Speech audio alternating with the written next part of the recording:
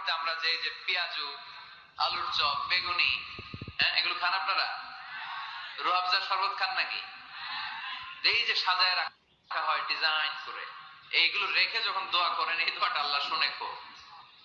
আল্লাহ বলে, কিরে ফেরেশতারা, ঘটনা কি? এত খাবার কেন? আল্লাহ রোজা রাখছে। কি চায়? আল্লাহ ক্ষমা চায়।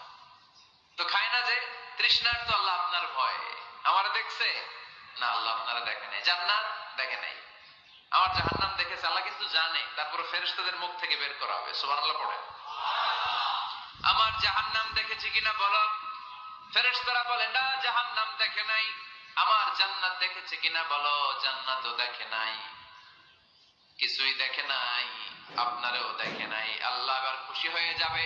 আমার খুশির জন্য, আমার ভয়ে তৃষ্ণার্ত ক্ষুধার্ত সামনে খাবার হাত বাড়ালেই খেতে পারে, গ্লাসটা তুললেই পান করতে পারে, আমার ভয়ে খায় না, আমার কাছে ক্ষমা প্রার্থনা করে।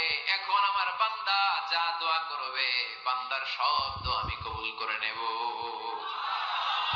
আল্লাহর ভালোবাসা সফট কর্নার খুব গ্রো করে, যুগ বুঝে খুব মারতে হবে, ঠিক কিনা? সময় মতো কাজ করতে হবে। সময়ের 1 ফোঁট, অসময়ের 10 ফোঁট। সময় মতো 1 ফোঁটা দিলে যেই লাভ, অসময়ে 10 ফোঁটা দিলে ওই লাভ হবে না। সময় মতো কাজ করতে হবে। ইফতারের আগ মুহূর্তে দোয়া করবেন। বাইনাল আযানি ওয়াল ইকামা, আল্লাহর হাবিব সাল্লাল্লাহু আলাইহি ওয়াসাল্লাম বললেন, আদ-দুআউ লা ইউরাদ্দু বাইনাল আযানি ওয়াল ইকামা। আযান এবং ইকামতের মাঝখানে দোয়া করলে ওই দোয়া আল্লাহ কখনো ফিরিয়ে দেয় না। জোহরের আযান হইছে, সুন্নাত নামাজ পড়ে বসে আছেন, মুয়াজ্জিন সাহেব আসে না, ইমাম সাহেবও বের হয় না। এই সময়টা অনেকে কিছুই করে না, ঘড়ির দিকে তাকায় থাকে, মোবাইল টিপে, পাশের লোকের সাথে কথা বলে। কিন্তু এটা যে it's a very high time to make দোয়া, এটা যে দোয়া করার সবচেয়ে দামি সময়, এটা অনেকে টেরই পায় না।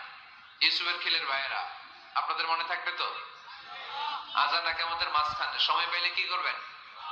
লিস্ট করবেন কি কি লাগবে।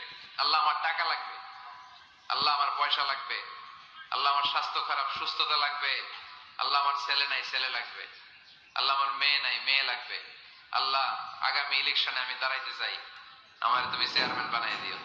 এইগুলো লিখবেন। পারবেন? কথা কয় না। পারবেন? পারবেন? সুপার শপে গেলে কি কমেন্ট পড়ছে নাকি আপনাদের দোয়া? হ্যাঁ, ও চেয়ারম্যান সাহেব আপনি? মাশাআল্লাহ, মাশাআল্লাহ। তো এই যে এগুলো লিখবেন। সুপার শপে গেলে কিন্তু আমরা লিস্ট করি, চাল লাগবে, ডাল লাগবে, রসুন লাগবে, পেঁয়াজ লাগবে, করি না লিস্ট? দেখেন দুনিয়ার জন্য কত কনশাস আমরা, কত সচেতন। তো আল্লাহর কাছে কি চাওয়া লাগবে ওইটা নিয়ে টেনশন নাই, লিস্ট করবেন আর যাবেন। এরপর আল্লাহর হাবিব বললেন, দুবুরা সালাওয়াতিল মাকতুবা, প্রত্যেক ফরজ সালাতের পরে আমরা যে আল্লাহর কাছে